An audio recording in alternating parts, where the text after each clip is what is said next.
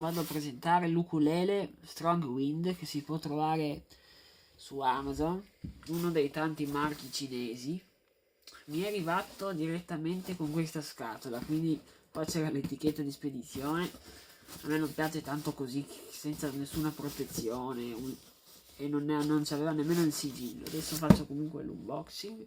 È un piccolo ukulele per studenti o per bambini, una specie di giocattolo. Allora, dentro c'è una borsa inclusa per il trasporto, vedete, Strong Wind, e dentro c'è, l'ho preso un blu, eccolo qua, che carino. È di legno o di plastica?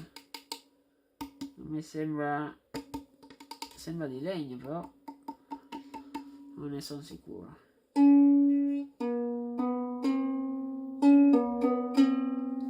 Ovviamente stonata.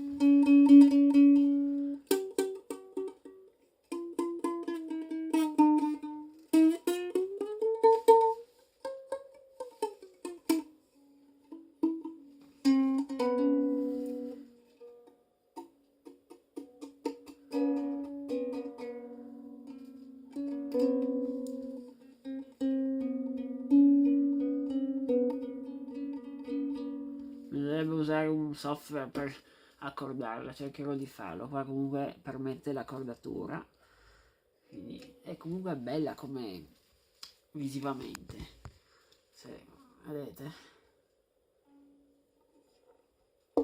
se teniamo conto che ho visto in un negozio fisico una specie di chitarrina piccola, Bompiani, no, non mi ricordo se si chiama Bompiani, costava 20 euro. Qua costa un po' di più di 20 euro, sì, è simile. Ecco qua, dovrebbe essere accordata adesso, anche se ho usato un programma.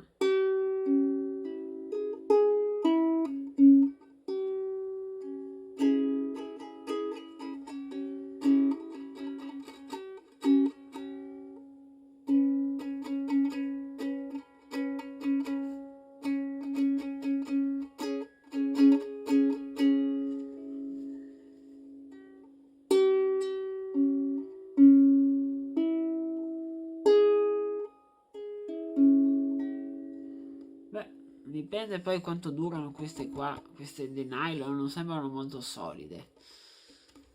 Comunque all'apparenza è bella figura, sembra comunque che abbia un minimo di qualità. Grazie per aver visto questo unboxing, questo è stato un breve video perché non so suonare l'ukulele, ho fatto solo la prova dell'apertura. Ciao e alla prossima!